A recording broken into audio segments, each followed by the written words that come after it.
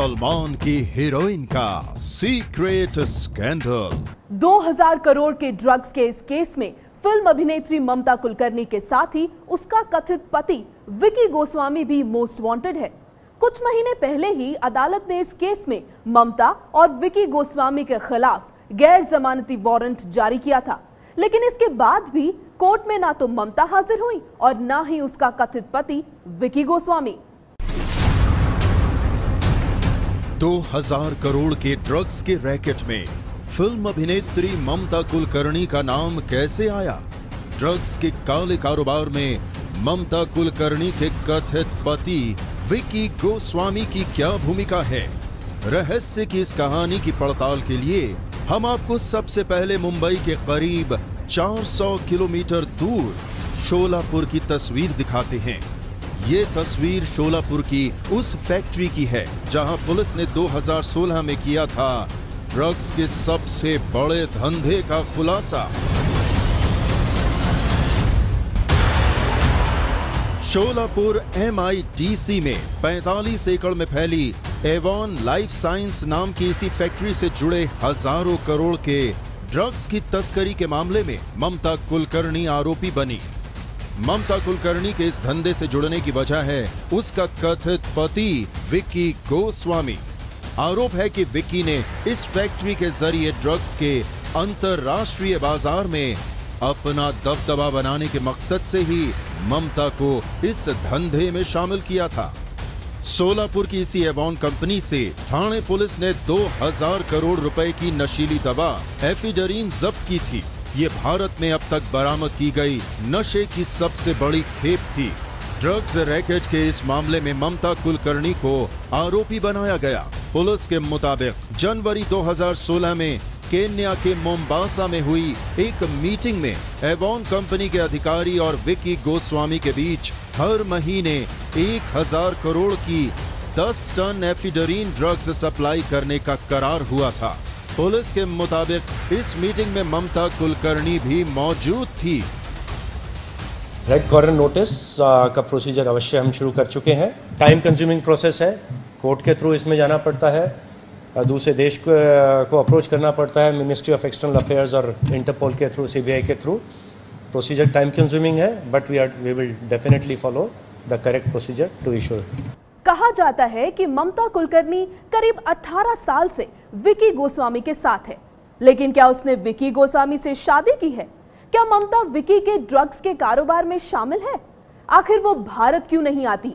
इन तमाम सवालों की तहकीकात में ABP न्यूज संवाददाता शीला रावल ने ममता कुलकर्णी को 2 साल पहले केन्या में ढूंढ निकाला था, और तब ममता ने कैमरे के सामने क्या कहा था, अब आप ये भी देख लीजिए।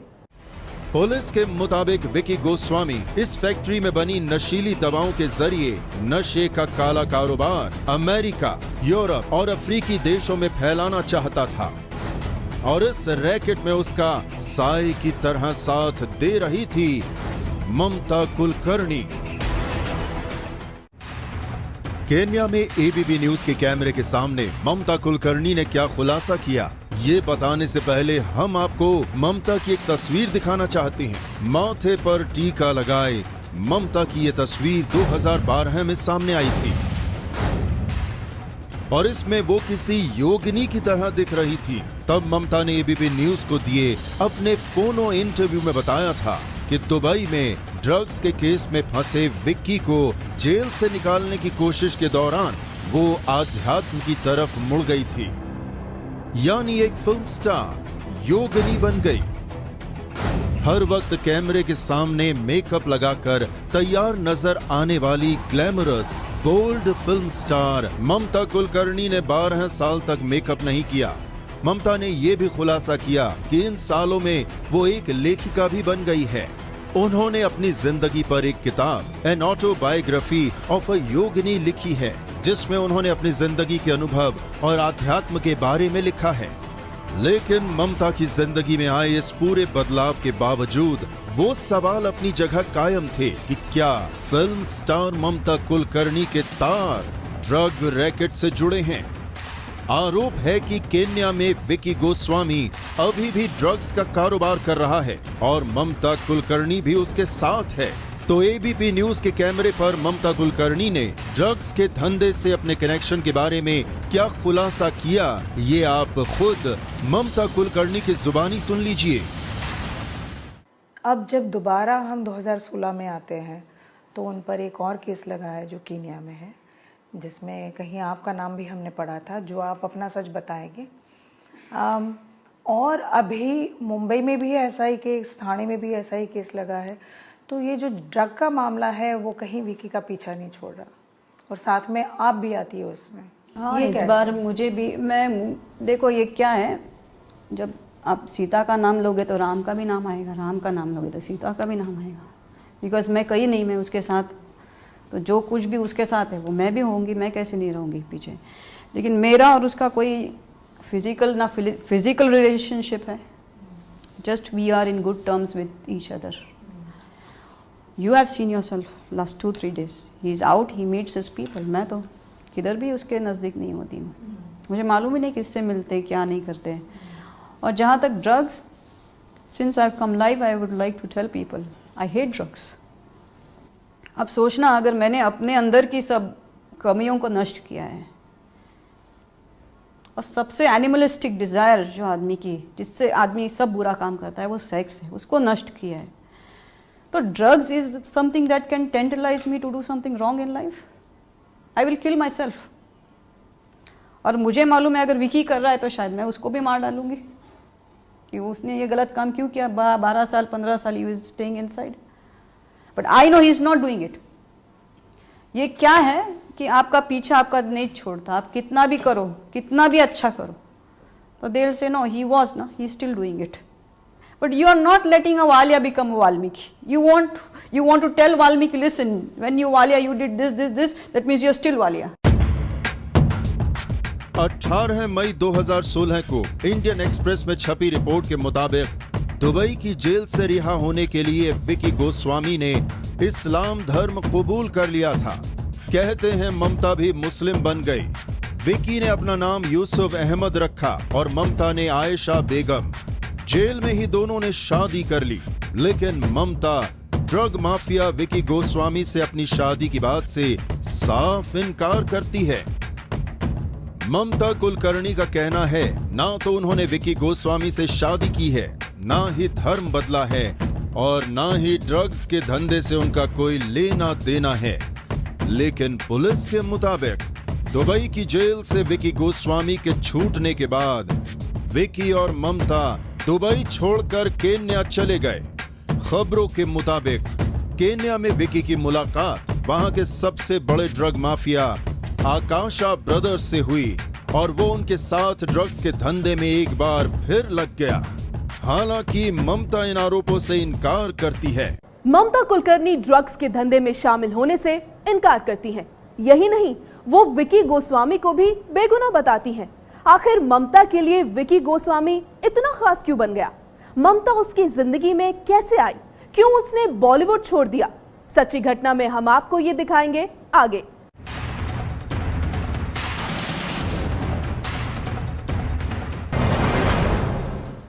ममता कुलकर्णी का नाम जिस विकी गोस्वामी के साथ जोड़ा जाता है, जिसे ममता का कथित पति बताया जाता है, वो विकी गोस्वामी दुबई में ड्रग्स के धंधे में पकड़ा गया था और उसे 25 साल की सजा मिली थी। विकी जब जेल में था तो ममता उससे मिलने जाया करती थी और इसके बाद से ही ममता का नाम विकी की जिंदगी और उसके काले धंधे से जुड़ता गया। आपने कौन सी पल पे तय किया कि आप विकी के लिए दुबई जाएंगी? मैं विकी की बात करना चाहूँगी कि till 2012 he was in Dubai jail, everybody knows that. और उसी समय मेरा तब भी ख़त्म हो गया and I got enlightened in the year 2010 and that's why I went to Kumbh Mela in 2012-13. It was December month for taking a bath in Ganges. और तो 2000 में 99 around 2000 it was year 2000 and he was in solitary confinement and he called me from there And he told me that first thing, you know, I don't know, Sheila, whether you know this, what is a solitary confinement? It is type of a small room. They will blast the entire AC. You will not have a single cloth on your body. और ऐसी स्थिति में वो आदमी 25 दिन बिना खाए पिए उसने हठ योग पकड़ के रखा था कि मुझे गलत ढंग से अंदर डाला, मैं ये पेपर्स को नहीं साइन करूंगा। जो कह रहे थे कि ये साइन करो तो तुम, और साइन किस चीज़ के लिए, कि उधर का जो बड़ा है उसको फंसाने के चक्कर में ये साइन करो। तो he called me from there and I was hesitant to pick up his phone. मुझे ऐसा लगा कि नहीं, मैं किधर, दुबई क्या, and you know in Bombay there is a problem with the Dubai itself, the country itself is a problem. People think you go to Dubai means you meet underworld and you become there whatever. तो naturally मेरे parents तो कि नहीं, don't pick up phone, this don't pick up phone. But one day I said no, I have to listen to him, he is calling me from inside. मैंने phone उठाया and I could hear his voice in husk. He says, "Moms, I don't know whether I'm going to survive now or not." I said, "No." He says, "Yes, because I won't do what they want me to do and I better kill myself." I kept the phone down. I said, "Call me in the evening. I will give you I'll tell you the right answer, what's going to happen." मैं सीधा गाड़ी लेके महाराज जी के पास चली गई। Told him within myself, "Maharaj ji, when is it this man going to survive?" And he looked at me. He says, "Yes, he will come out, but there uska samay hai." And I came running. He calls, hello, is everything okay? Everything okay? He says, "Yes, but there is some time." And I told him, "You better break your fast. आप अपना fast तोड़िए, इस चक्कर में तुम जान गंवा बैठोगे और तुम्हारी जान जाने से इस सृष्टि पे कोई फर्क नहीं पड़ेगा, लेकिन तुम बाहर निकलोगे उस स्थिति में तो you can tell people what you went through then other ways round." And यहाँ मैंने महाराज जी को एक चैलेंज किया था। I was in front of him, in the same time my mother passed. मेरी माँ का देहांत हो गया, मैं अकेली हो गई। तो यहाँ मेरी माँ चली गई, विकी अकेला, और मुझे लगा ये अकेला है, मैं अकेली हूँ। There should be something, I should go to him. ममता कुलकर्णी की आखिरी फिल्म कभी तुम कभी हम रिलीज हुई, लेकिन उससे पहले ही ममता बॉलीवुड से गायब हो चुकी थी। ममता का कहना है कि वो अपनी पुरानी जिंदगी को भूलकर आध्यात्म के रास्ते पर चल पड़ी है, और वो ना तो कहीं छिपी हुई है और ना ही पुलिस से भाग रही हैं। उनका कहना है कि जब उनकी जरूरत होगी तो वो जरूर भारत लौटेंगी। मेरी गुरु की इच्छा, जब जगदम्बा की इच्छा, मैं आऊंगी भारत। एक समय है लेकिन आ जाऊंगी मैं। मुझे मालूम है कि जिस दिन मैं भारत आ जाऊंगी, मुझे बहुत वहाँ से निकलते समय लग गया था, बिकॉज बॉम्बे में या you can say Mumbai city has such an aura कि a person becomes commercialise sooner और later. You can lose your spirituality, you can lose yourself. मुझे तो डर लगता है कि मैं वहाँ जाके अपने आप को चेंज कर दूंगी या चेंज हो जाऊंगी मैं। तो I want to retain myself, my purity, and I want to remain far. I don't want to run from my country. I'm born there. I'm born and brought up in that country, and I'll be back there very soon.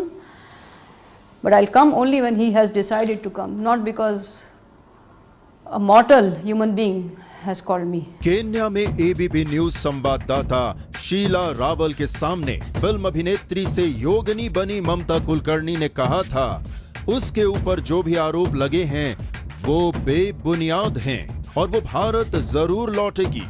लेकिन 2000 करोड़ के drugs के case में ममता कभी भी अदालत में हाजिर नहीं हुई, और अब ठाणे की अदालत ने इस केस में ममता को भगौड़ा करार देते हुए उसकी संपत्ति को जब्त करने के आदेश दिए हैं।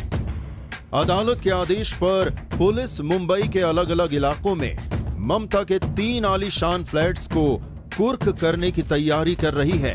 ममता के इन तीनों आलीशान फ्लैट्स की कीमत करीब 20 करोड़ रुपए बताई जाती है। 2000 करोड़ के ड्रग्स के केस में ममता कुलकर्णी खुद को बेगुनाह बताती है। अगर वो बेगुनाह है तो फिर कोर्ट में हाजिर क्यों नहीं होती? आखिर वो क्यों पुलिस से भाग रही हैं? ये सबसे बड़ा सवाल है। आज की सच्ची घटना में बस इतना ही। मैं कल फिर आऊंगी आपके शहर की कुछ और सच्ची घटना लेकर। तब तक के लिए देखते रहिए एबीपी न्यूज।